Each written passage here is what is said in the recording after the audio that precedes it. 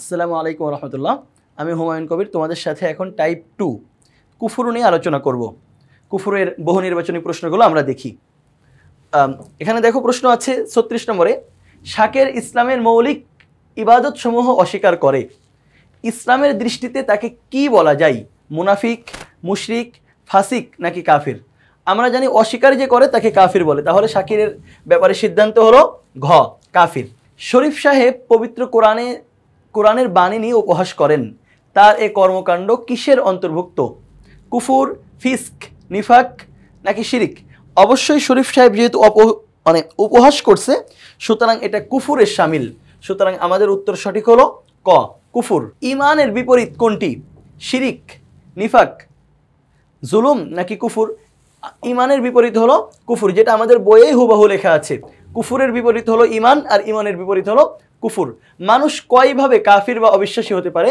এটাও আমাদের বইয়ে কিন্তু 8টা কারণ উল্লেখ করা আছে। 6, 7, 10 কোনোটাই সঠিক না, সঠিক হলো 8। এরপরে ইচ্ছাকৃতভাবে রোজা অস্বীকারীকে কি বলা যায়? রোজা ইসলামের মৌলিক ইবাদতের অন্তর্ভুক্ত, ইসলামের মৌলিক ইবাদত যে অস্বীকার করে তাকে অবশ্যই কাফির বলে, তাহলে সে মুনাফিক, ফাসিক বা মুরতাদ না, বরং সে কাফির হবে। কুফুর মানুষের মধ্যে কি জন্ম দেয়? অকৃতজ্ঞতা, অহিংসা, অবহেলা, স্বার্থপরতা। কুফুর মানুষের মধ্যে যা জন্ম দেয় সেটা হলো অকৃতজ্ঞতা, কারণ কুফুর যে করে সে হলো কাফের। আর কাফের ব্যক্তি আল্লাহ তাআলাকেই তো, আল্লাহ তাআলা তাকে সৃষ্টি করছেন, সে আল্লাহ তাআলার প্রতিই তো কৃতজ্ঞতা রাখে না, তাহলে অবশ্যই তার মধ্যে অকৃতজ্ঞতা সৃষ্টি হয়। 42 নম্বর, নিম্নের কাদের জীবন চরম হতাশাগ্রস্তভাবে অতিবাহিত হয়? কাদের জীবন হতাশাগ্রস্তভাবে অতিবাহিত হয়? পাপী মুমিনদের, দুর্বল মুসলিমদের, কাফিরদের নাকি মুশরিকদের?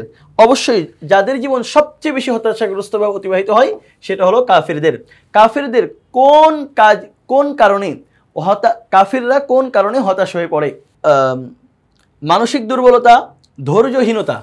42 নম্বর, নিম্নের কাদের জীবন চরম হতাশাগ্রস্তভাবে অতিবাহিত হয়? পাপী মুমিনদের, দুর্বল মুসলিমদের, কাফিরদের, মুশরিকদের? অবশ্যই যাদের জীবন চরম হতাশাগ্রস্তভাবে অতিবাহিত হয় সেটা হলো কাফিরদের। কাফিররা কোন কারণে হতাশ হয়ে পড়ে? মানসিক দুর্বলতা, ধৈর্যহীনতা, তাকদীর অবিশ্বাস, আল্লাহর অসন্তুষ্টি। কোন কারণে তারা হতাশ হয়ে পড়ে? তাকদীরে অবিশ্বাস, কারণ তারা তাকদীরে বিশ্বাস করে না, কি হয় না হয়। আমরা যেমন তার বিশ্বাস করি, আল্লাহর প্রতি, তাকদীরের প্রতি তারা এটা বিশ্বাস করে না, এই জন্য তাদের জীবন চরমভাবে হতাশ হয়ে পড়ে। 44 নম্বরে যাই আমরা। হতাশার সৃষ্টি হয় কিসের দ্বারা? শিরিক, কুফুর, নিফাক, প্রতারণা। হতাশার সৃষ্টি হয়, খ নম্বর উত্তর হবে কুফুরের দ্বারা। মানব সমাজে অনৈতিকতার প্রসার ঘটায় মুনাফিকগণ, মুশরিকগণ, কাফিরগণ, ফাসিকগণ। কারা মানব সমাজে অনৈতিকতার প্রসার ঘটায়? মানব সমাজে যারা অনৈতিকতার প্রসার ঘটায় তারা হলো গ নম্বর কাফিরগণ। কোনটি মানব সমাজে অনৈতিকতার প্রসার ঘটায়? শিরিক, নিফাক, কুফুর, হতাশা। মানব সমাজে যেটা অনৈতিকতার প্রসার ঘটায় সেটা হলো কুফুর। এখানে উত্তর সঠিক হলো গ নম্বর। জাহান্নামে কারা চিরকাল থাকবে? মিথ্যুক, সুদখোর, ফাসিক, কাফির। আমরা জানি যাদের ঈমান আছে তারা জাহান্নামে সব সময় থাকবে না, তারা একদিন জাহান্নাম থেকে মুক্তি পেতে পারবে। তো মিথ্যুক ব্যক্তি ঈমানদার হতে পারে, সুদখোর ব্যক্তিও ঈমানদার হতে পারে, ফাসিক ব্যক্তিও ঈমানদার হতে পারে। তো এখানে উত্তরগুলোর মধ্যে শুধুমাত্র কাফির ব্যক্তি ঈমানদার হতে পারে না, সুতরাং সবসময় চিরকাল চিরস্থায়ী জাহান্নামে যারা থাকবে তারা হলো কাফির। কোন ব্যক্তি চিরস্থায়ী জাহান্নামের যন্ত্রণাদায়ক শাস্তি ভোগ করবে? সুদখোর, প্রতারক, কাফির, মিথ্যাবাদী। এর উত্তর আমরা আগেই পেয়ে গেলাম, আগেরটাই কাফির ব্যক্তি। হাসিব মনে করে এই পৃথিবীর জীবনই একমাত্র জীবন। হাসিব মনে করে এই পৃথিবীর জীবনই একমাত্র জীবন। মৃত্যুর পর মানুষ মাটির সাথে মিশে যাবে, তাকে আর কোনোদিন জীবিত করা হবে না। তার এ ধারণা কিসের? হাসিব মনে করে এই পৃথিবীর জীবনই একমাত্র জীবন, মৃত্যুর পরে মানুষ মাটির সাথে মিশে যাবে, তাকে আর কোনোদিন জীবিত করা হবে না। তার এ ধারণা কিসের শামিল? নিফাক, কুফুর, শিরিক, ফিতনা। তার এই ধারণা হলো কুফুরের শামিল। রাহাত, হজ ও জাকাতকে অর্থের অপচয় মনে করে, এসব ইবাদতকে অস্বীকার করে, তার এ ধরনের বিশ্বাস কিসের অন্তর্ভুক্ত? হজ, জাকাত ইসলামের মৌলিক ইবাদতের অন্তর্ভুক্ত, সুতরাং সে যদি এটা অস্বীকার করে নিফাক, ফিস্ক বা শিরিক হবে না, বরং এটা হবে কুফুর। হরতালের সময় পাবলিক বাস ভাঙচুরকারী, এটা খুবই গুরুত্বপূর্ণ একটা ব্যাপার। হরতালের সময় যারা পাবলিক বাস ভাঙচুর করে, মানুষের সম্পদ নষ্ট করে, তারা কিসের অন্তর্ভুক্ত হবে? তারা মূলত মুনাফিক হবে। এরা সুযোগ পেয়ে সদ্ব্যবহার করছে। কাফির বলতে বোঝায় আল্লাহর অস্তিত্ব অস্বীকারী, হালালকে হারাম সাব্যস্তকারী, সম্পদ জমাকারী। কাফির বলতে কি বোঝায়? কোনটা সঠিক হবে? কাফির বলতে সঠিক হবে হলো আল্লাহর অস্তিত্বকে যে অস্বীকার করে এবং হালালকে হারাম যে সাব্যস্ত করে। কারণ সম্পদ জমা করা, খরচ না করা, এটা অপরাধ অনেক সময় অনেক ক্ষেত্রে হতে পারে, কিন্তু এটা কুফুরির কারণ না। সুতরাং উত্তর সঠিক 1 এবং 2 যেখানে আছে, আমরা দেখতে পাচ্ছি এগুলোর মধ্যে 1 আর 2 আছে হলো ক নম্বরে। সুতরাং এখানে উত্তর সঠিক হলো ক। কুফুর মানুষের মধ্যে জন্ম দেয় অকৃতজ্ঞতা, কপটতা, অবাধ্যতা। কুফুর মানুষের মধ্যে কি জন্ম দেয়? কুফুর মানুষের মধ্যে অকৃতজ্ঞতা জন্ম দেয়, কপটতা জন্ম দেয় না, অবাধ্যতা জন্ম দেয়। তাহলে এইটার উত্তর সঠিক হবে 1 এবং 3। তো আমরা দেখি 1 আর 3 কোনটায় আছে। 1 আর 3 আমরা দেখতে পাচ্ছি যে এটার মধ্যে আছে 1 আর 3। তো 1 আর 3 কোনটার মধ্যে আছে? 1 আর 3 আছে হলো গ এর মধ্যে। সুতরাং গ এখানে উত্তর সঠিক। 54 নম্বর প্রশ্ন আমাদের সামনে। ব্যবসায় লোকসান হওয়ায় হাসিব অত্যন্ত হতাশাগ্রস্তভাবে জীবনযাপন করছে। কেন তার মধ্যে এই হতাশা সৃষ্টি হয়েছে? হাসিবের মধ্যে এই হতাশা সৃষ্টি হওয়ার কারণ কি? হাসিবের মধ্যে তাকদীর অবিশ্বাসের কারণে, আল্লাহর প্রতি অবিশ্বাসের কারণে, শিরকের কারণে। এখানে শিরকের কোনো কারণ অন্তর্ভুক্ত নাই, আছে প্রথম দুইটা, এই দুইটা। তাহলে উত্তর সঠিক হবে ক। 55 নম্বর। কুফুর বর্জনীয় কারণ এর মাধ্যমে অনৈতিকতার প্রসার ঘটে, সাময়িক শাস্তি পাওয়া যায়, হতাশার প্রসার ঘটে। আমাদের এখানে দেখো 3টা পয়েন্ট দেওয়া আছে যে কোন কারণে আসলে কুফুর বর্জনীয়। কুফুর বর্জনীয় কেন? কুফুরের মাধ্যমে অনৈতিকতার প্রসার ঘটে, সাময়িক শাস্তিও পাওয়া যায়, হতাশার প্রসারও ঘটে। সবগুলোই সঠিক। তাহলে এখানে সঠিক উত্তর হবে ঘ। 56 নম্বর। কাফিরদের ক্ষেত্রে প্রযোজ্য হলো ব্যর্থতা ও হতাশা, জাহান্নামে অবস্থান, দুনিয়ার ক্ষমতা। কোনটা কাফিরদের ক্ষেত্রে প্রযোজ্য? দেখো, ব্যর্থতা হতাশা ঠিক আছে, জাহান্নামে অবস্থানও ঠিক আছে, কিন্তু দুনিয়ার ক্ষমতা এটা শুধুমাত্র কাফের হইলে দুনিয়ার ক্ষমতা পাওয়া যায়, মুসলমানরা পাবে না, এমন কোনো কথা সঠিক না। তাহলে এইখানে আমাদের উত্তর হবে প্রথম দুইটা, ব্যর্থতা ও হতাশা এবং জাহান্নামে অবস্থান। তো প্রথম দুইটা কোনটায় আছে? ক নম্বরে আছে। তাহলে এখানে সঠিক উত্তর হলো ক। নিচের উদ্দীপকটি পড়ে 57 ও 58 নম্বর প্রশ্নের উত্তর দাও। ক তার ইচ্ছামতো শরীয়তের বিধান পালন করে থাকে। তার মতে মদ জুয়া বর্তমান আধুনিক যুগে মানুষের প্রয়োজন। আচ্ছা, সে আধুনিক যুগে মানুষের জন্য মদ জুয়াকে প্রয়োজন মনে করছে। তো আমরা দেখি যে তার এখানে কি প্রশ্ন করা হলো।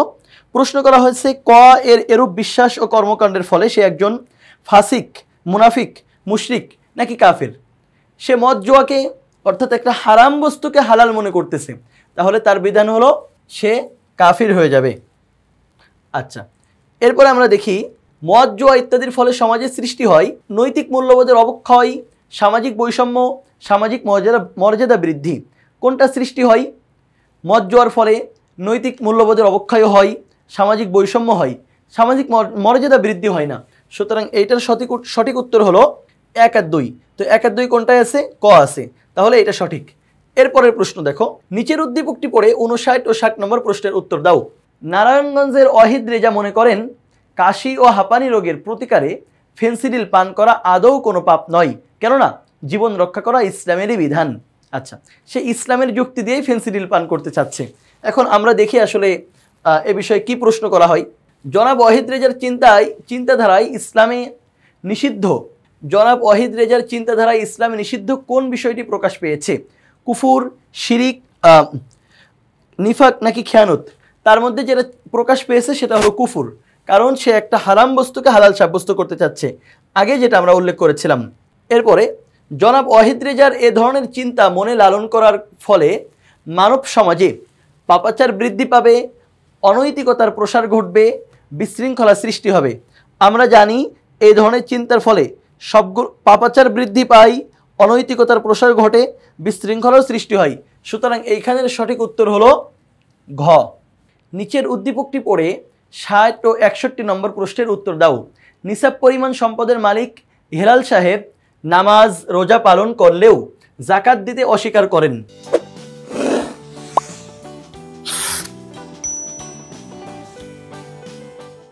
প্রশ্ন, ইসলামী শরীয়তের আলোকে হেলাল সাহেবের পরিচয় কি?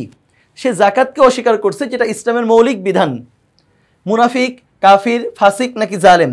আমরা জানি ইসলামের মৌলিক বিষয় যে অস্বীকার করে তাকে আমরা কাফির বলি। তাহলে হেলাল সাহেবের পরিচয় হলো কাফির।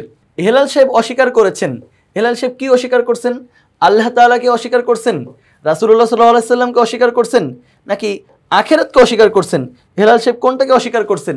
হেলাল সাহেব মূলত কুফরি করছে, আল্লাহ তাআলাকে অস্বীকার করছে, রাসূলুল্লাহ সাল্লাল্লাহু আলাইহি সাল্লামকে অস্বীকার করছেন এবং সে আখিরাতকে অস্বীকার করছে। সুতরাং সবগুলোই অস্বীকার করছে, সবগুলো আছে ঘ নম্বরে।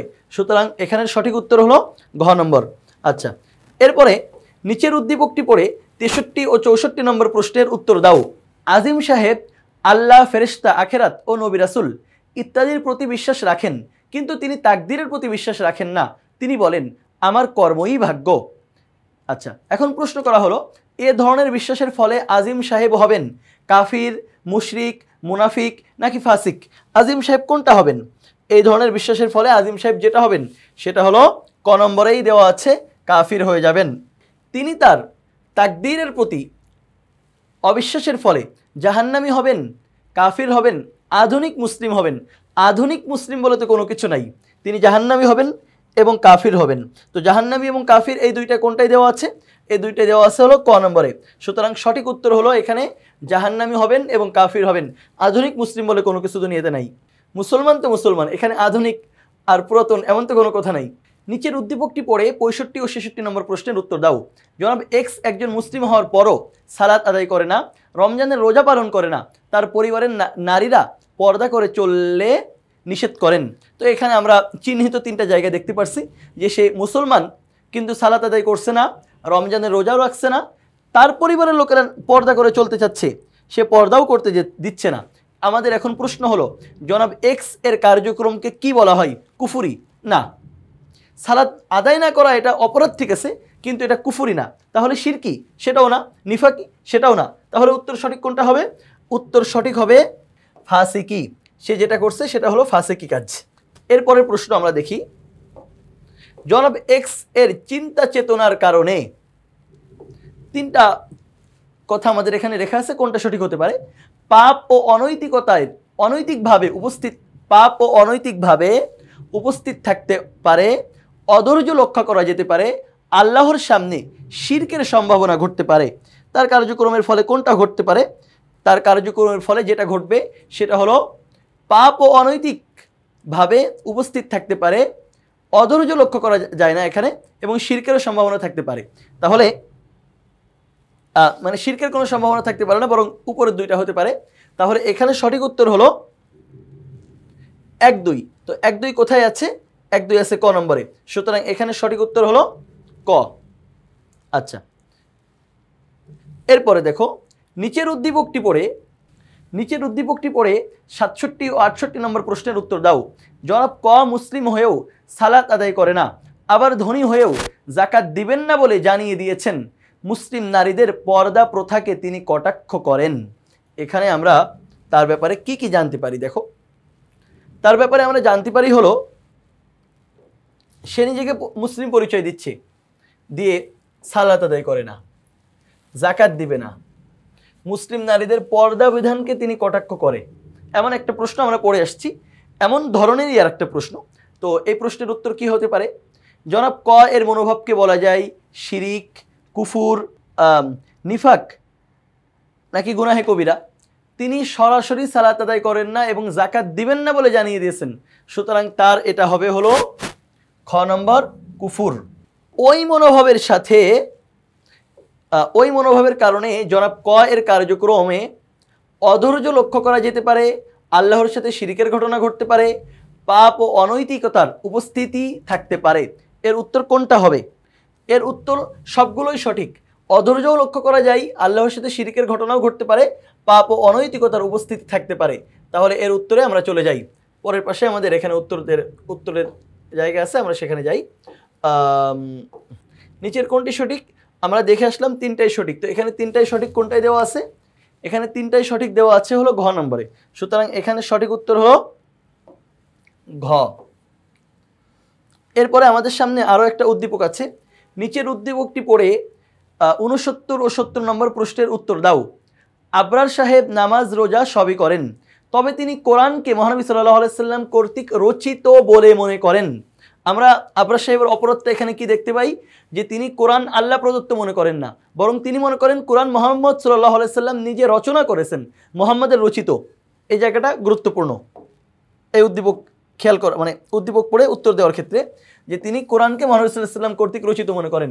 অপরদিকে জমশেদ সাহেব বলেন, পরিবারের খাদ্যের যোগান দিই আমি, তাহলে আমিই তো রিজিক দাতা। তাহলে আবরার সাহেবের প্রশ্নের এই জায়গাটা গুরুত্বপূর্ণ, আর জমশেদ সাহেবের কথার এই জায়গাটা গুরুত্বপূর্ণ, যে খাদ্যের যোগান আমি দিচ্ছি, তাহলে আমিই তো রিজিক দাতা হব। এখন আমরা প্রশ্নের দিকে যাই। আবরার সাহেবের ধারণাটি কি? আবরার সাহেব যে ধারণা করছিল, আবরার সাহেব কি ধারণা করছিল, যে কোরআন মহানবী সাল্লাল্লাহু আলাইহি সাল্লাম কর্তৃক রচিত। তো আবরার সাহেবের ধারণাটা কি? শিরিক, কুফুর, ফিতনা নাকি নিফাক, কোনটা তার ধারণা হবে?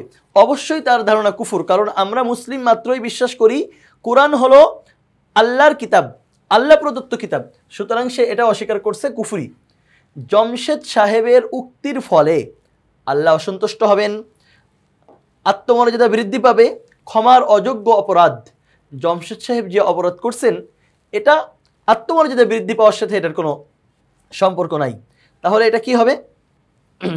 এটা হবে হলো যে আল্লাহ অসন্তুষ্ট হবেন এবং ক্ষমার অযোগ্য অপরাধ বলে বিবেচিত হবে। সুতরাং এখানে সঠিক হলো 1 আর 3। তো 1 আর 3 কোনটাই দেওয়া আছে? 1 আর 3 দেওয়া আছে গ নম্বরে। এরপরে আমাদেরকে আরও একটা উদ্দীপক পড়তে হবে এবং 2টা প্রশ্নের উত্তর দিতে হবে। আমাদের পরের উদ্দীপক হলো, নিচের উদ্দীপকটি পড়ে 71 ও 72 নম্বর প্রশ্নের উত্তর দাও।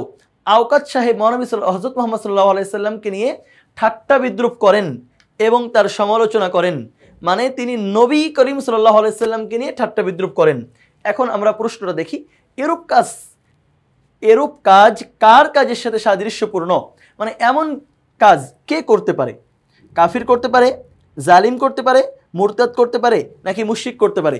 এমন কাজ যিনি করতে পারেন আমরা তাকে মুসলিম বলি না, মুশরিক বা মুরতাদ জালিম এগুলো না, আমরা বলি তাকে কাফের বলি, যে এমন কাজ যিনি করেন তিনি কাফের। এমত অবস্থায় আওকাত সাহেবের করণীয় কি? আওকাত সাহেব এখন কি করবেন? তিনি যদি ভালো হতে চান, তিনি যদি মুসলিম হতে চান, তাহলে তাকে কি করতে হবে? তাহলে তাকে পুনরায় ঈমান আনা, খাঁটি মনে তওবা করা, অনুশোচনায় দগ্ধ হওয়া। আওকাত সাহেবকে সবগুলো করতে হবে, কারণ এইগুলো হলো তওবা বা ক্ষমা পাওয়ার শর্ত। তাহলে এখানে যেগুলো দেওয়া আছে সবই সঠিক, 3টাই সঠিক। তো 3টাই কোনটাই দেওয়া আছে? ঘ নম্বরে। সুতরাং উত্তর সঠিক হলো ঘ নম্বর। নিচের উদ্দীপকটি পড়ে 73 ও 74 নম্বর প্রশ্নের উত্তর দাও। উদ্দীপকটা আমরা খেয়াল করে আবার পড়ি, কারণ প্রতিটা উদ্দীপক যেখানে দেওয়া থাকে, তুমি যদি উদ্দীপকগুলো খেয়াল করে না পড়ো তাহলে কোনো প্রশ্নের উত্তর সঠিকভাবে দিতে পারবে না।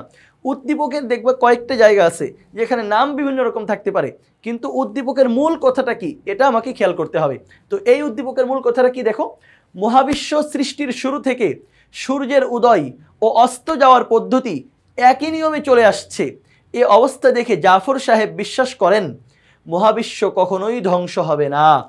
মানে আমরা এখান থেকে দেখতে পেলাম যে জাফর সাহেব মনে করছে মহাবিশ্ব কখনোই কি হবে না? ধ্বংস হবে না। এরপরে আমাদের প্রশ্নটা পড়তে হবে, জাফর সাহেব আখেরাতের কোন বিষয়কে অস্বীকার করেন? কোন বিষয়কে অস্বীকার করেন তিনি? জাফর সাহেব আখেরাতের যে বিষয়টা অস্বীকার করছেন সেটা একদমই ক নম্বরে দেওয়া আছে, কারণ হাসরকে অস্বীকার করা দুনিয়া ধ্বংস হওয়ার সাথে সম্পৃক্ত কোনো কিছু না, মিজান, সিরাত এগুলো না। উত্তর সঠিক হবে ক, কিয়ামত। এরপরে প্রশ্ন, জাফর সাহেবের ধারণার ফলে তার জীবনে হতাশা নেমে আসবে, অনৈতিক কাজের প্রসার ঘটবে, পরকালে জাহান্নামের শাস্তি ভোগ করবে। আমরা জানি এগুলো কাফেরের আলামত। তো কিয়ামতকে যে অস্বীকার করে এগুলো তো কাফেরেরই, মানে কাফেরই। তো কাফের জীবনে যা আসে তার জীবনেও সেটা আসবে। সুতরাং তার জন্য সঠিক উত্তর সবগুলো কোনটাতে দেওয়া আছে? ঘ নম্বর। এখানে সঠিক উত্তর ঘ। আরও একটা উদ্দীপক পড়ে আমাদের 2টা প্রশ্নের উত্তর দিতে হবে। আতিক নিজেকে মুসলমান দাবি করলেও ইসলামের বিধিবিধান তো পালন করেই না, বরং এগুলো নিয়ে উপহাস করে। এই উদ্দীপকে আমরা খেয়াল করছি যে ইসলামের বিধিবিধান নিয়ে আতিক উপহাস করছে। অপরদিকে বছির দৃঢ়ভাবে বিশ্বাস করে যে একদিন তাকে আল্লাহর সামনে দাঁড়াতে হবে এবং সকল কাজের হিসাব দিতে হবে। তাহলে আতিকের একটা বিশ্বাস আর বসিরের আরেকটা বিশ্বাস, দুইটা আমরা খেয়াল করলাম। এরপরে আমাদেরকে প্রশ্ন যেতে হবে। পরের পৃষ্ঠায় আমরা চলে যাই। পরের পৃষ্ঠায় আমাদের প্রশ্ন দেওয়া আছে, আতিকের এরূপ আচরণের কারণে সে কি হিসেবে বিবেচিত হবে? আমরা দেখে আসছিলাম যে আতিক নিজেকে মুসলমান বলে দাবি করেও বিধিবিধান পালন করে না এবং বিধিবিধান নিয়ে অস্বীকার করে। তাহলে আতিকের কে কি বলা হবে? পাপী? না না, সে অস্বীকার করছে। আর অস্বীকারী ব্যক্তি পাপী হতে পারে না, নর্মাল পাপী হতে পারে না। মুনাফিক? না না। মুশরিক? সেটাও না। কাফির? তাহলে আতিক সাহেবের পরিণতি হবে সে কাফির হিসেবে বিবেচিত হবে। বসির অধিকারী হবে জান্নাতের উত্তম আদর্শের নেতৃত্ব ও সুনামের। এখানে নেতৃত্ব ও সুনামের কোনো সম্পৃক্ততা এখানে নাই। সে জান্নাতের অনুসারী হবে, অধিকারী হবে, উত্তম আদর্শের অনুসারী হবে। এই দুইটা সঠিক। সুতরাং এইখানের সঠিক উত্তর হলো 1 ও 2। তো 1 ও 2 কোথায় দেওয়া আছে? ক নম্বরে। সুতরাং সঠিক উত্তর হলো ক। এরপরে আমাদেরকে আরও একটা উদ্দীপক পড়ে দুইটা প্রশ্নের উত্তর দিতে হবে। নওয়াব সাহেব মহানবী হযরত মুহাম্মদ সাল্লাল্লাহু আলাইহি সাল্লামকে নিয়ে ঠাট্টা বিদ্রূপ করেন এবং তার সমালোচনা করেন। এখন আমাদের প্রশ্ন হলো, এরূপ কাজ কাদের কাজের সাথে সাদৃশ্যপূর্ণ? এরূপ কাজ জালেম, মুরতাদ বা মুশরিকদের সাথে সাদৃশ্যপূর্ণ না। এরূপ কাজ যাদের সাথে সাদৃশ্যপূর্ণ আমরা তাদেরকে কাফের বলি। এমত অবস্থায় নওয়াব সাহেবের করণীয় কি? এমত অবস্থায় নওয়াব সাহেবের করণীয় হলো পুনরায় ঈমান আনা, খাঁটি মনে তওবা করা এবং অনুশোচনায় দগ্ধ হওয়া। নওয়াব সাহেব এমন অবস্থায় কি করবে? নওয়াব সাহেব এমন অবস্থায় পুনরায় ঈমান আনবে এবং খাঁটি মনে তওবা করবে। তো পুনরায় ঈমান আনা আর খাঁটি মনে তওবা করা, এই দুইটা কোথায় আছে? এই দুইটা আছে হলো গ নম্বরে। সুতরাং এখানের সঠিক উত্তর হলো গ। আমরা টাইপ 2 শেষ করলাম। পরবর্তী টাইপ দেখার আমন্ত্রণ জানিয়ে আমি হুমায়ুন কবির এখানেই শেষ করছি। আল্লাহ হাফেজ।